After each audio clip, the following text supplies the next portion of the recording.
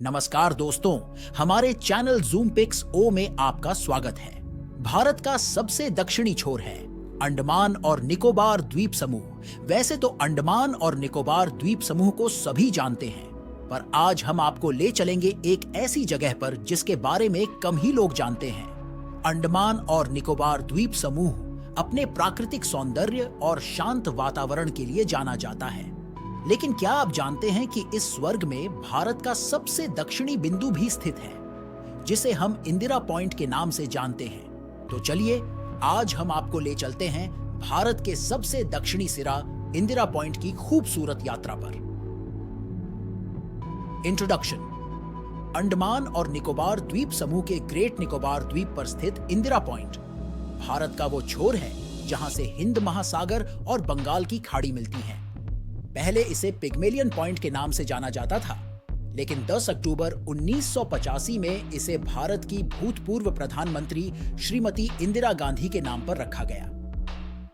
Indira point सिर्फ एक भौगोलिक महत्व का स्थान नहीं है, बल्कि प्राकृतिक सौंदर्य से भरपूर इलाका भी है। यहाँ के सुनहरे समुद्र तट, घने जंगल और साफ नीला पानी पर्यटकों को अपनी ओर खींचते हैं। इंदिरा पॉइंट की सबसे खास चीजों में से एक है यहाँ का विशाल लाइट हाउस। यह लाइट हाउस 1972 में स्थापित किया गया था। यह लाइट हाउस 33 मीटर ऊंचा है और जहाजों को रास्ता दिखाने के लिए हर रात अपनी रोशनी बिखेरता है।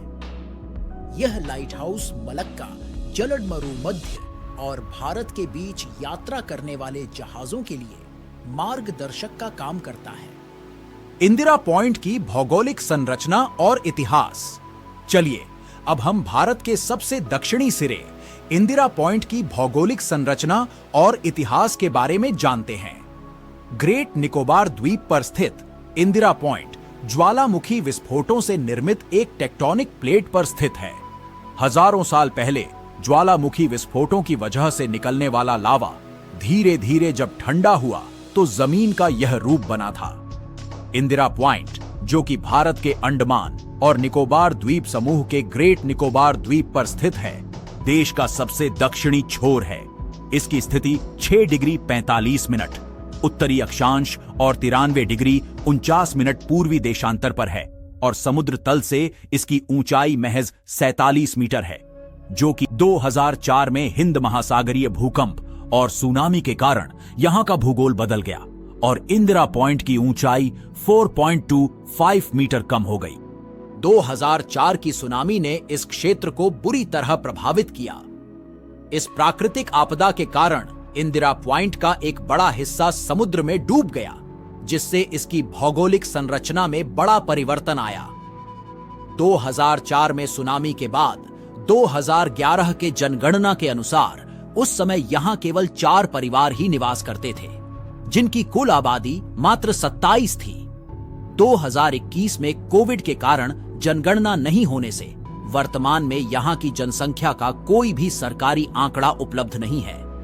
इंदिरा पॉइंट की भौगोलिक संरचना अत्यंत रोचक है। यह क्षेत्र प्रमुख रूप से पर्वतों और वनस्पतियों से घिरा हुआ है। यहां का समुद्र तट और आसपास की प्राकृतिक संरचना इसे एक अद्वितीय पर्यावरण प्रदान करती है।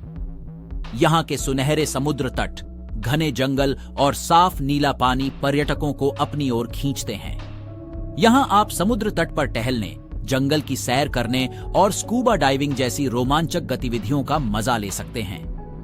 अपनी अनूठी भौगोलिक संरचना और समृद्ध इतिहास के साथ इंदिरा पॉइंट भारत के प्राकृतिक और ऐतिहासिक महत्व को दर्शाता है। इंदिरा पॉइंट की आदिवासी जनजातियां और वन्यजीव। अब हम इंदिरा पॉइंट पर रहने वाली आदिवासी जनजातियों और यहां पाए जाने वाले अद्भुत वन्य जीवों के बारे में जानेंगे। इंदिरा पॉइंट के घने जंगलों में शोम्पेन जनजाति के लोग सदियों से रहते आए हैं। ये वही जनजाति है जिन्हें निकोबारी शोम्पेन के नाम से भी जाना जाता है। मूल रूप से ये लोग बोलचाल के लिए शोम्पेन भाषा का प्रयोग करते हैं। ये जनजातियां सदियों से यहां बसी हुई हैं और अपनी अनूठी संस्कृति और परंपराओं को संजोए हुए हैं। उनकी जीवन शैली प्रकृति के साथ गहराई से जुड़ी हुई है और वे इस क्षेत्र की जैव विविधता को बनाए रखने में महत्वपूर्ण भूमिका निभाते हैं। शिकार और मछली पकड़ना इनका मुख्य व्यवसाय है। ये जंगल के संसाधनों का सदुपयोग करते हुए प्रकृति के साथ सद्भाव से रहते हैं। वन्यजीव। इंदिरा पॉइंट का प्राकृतिक सौंदर्य वन्यजीवों के लिए भी आश्रय स्थल है। यहाँ आप कई तरह के अनोखे जीवों को देख सकते हैं। Crab eating मैकैक। मकाक बंदर सामाजिक समूह में रहते हैं, जिनमें मादाओं का प्रभुत्व होता है।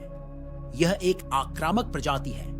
ये जंगली बंदर समुद्र के किनारे पेड़ों पर रहते हैं और ज्यादातर केकड़े खाते हैं। इनकी पूंछ इनके शरीर से लंबी होती है, जिसका उपयोग ये छलांग मारते समय संतुलन बनाने के लिए करते हैं। Giant robber crab. ये दुनिया का सबसे बड़ा स्थलीय केकड़ा होता है और जंगल के फर्श पर पाया जाता है।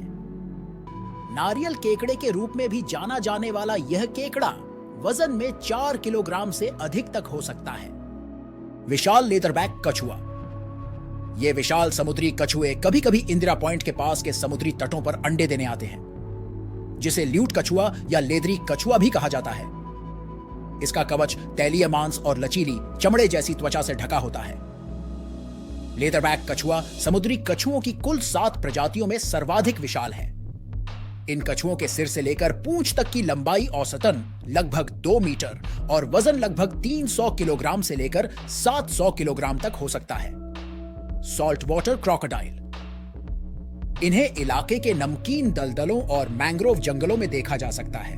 खारे पानी का मगरमच्छ सबसे बड़ा जीवित सरीसृप है। नर मगरमच्छ का वजन 1000 से लेकर 1500 केजी तक हो सकता है और लंबाई लगभग 6 मीटर या कभी कभार उससे भी अधिक देखने को मिलता है। वहीं मादा मगरमच्छ नर से आकार में छोटी होती है। निकोबार सर्प गरुड़। यह एक शिकारी पक्षी है। यह दुर्लभ शिकारी पक्षी इंदिरा पॉइंट के जंगलों में पाए जाते हैं। यह संभवतः ज्ञात सबसे छोटा ईगल है, जिसका वजन लगभग 450 ग्राम, पंखों का फैलाव 85 से 95 सेंटीमीटर और शरीर की लंबाई लगभग 38 से 42 सेंटीमीटर तक होती है। पर इसका प्राकृतिक आवास भी खतरे में है। इस प्रकार अब तक हमने भारत के सबसे दक्षिणी छोर इंदिरा पॉइंट के ऐतिहासिक, भौगोलिक और वहां के स्थानीय लोगों एवं जीव जंतुओं के बारे में जाना। अगर आप भी अपनी छुट्टियों में घूमने और प्राकृतिक सौंदर्य का आनंद लेना चाहते हैं, तो प्रकृति के इस अद्भुत स्वर्ग को जरूर देखें। हमारे साथ इस रोमांचक यात्रा पर बने रहने के लिए धन्यवाद। आशा है आपको हमारा वीडियो पसंद आया होगा, तो कृपया इसे लाइक और शेयर करें और हमारे चैनल को सब्सक्राइब करना न भूलें। मिलते हैं अगले वीडियो में। तब तक के लिए जय हिंद, जय भारत।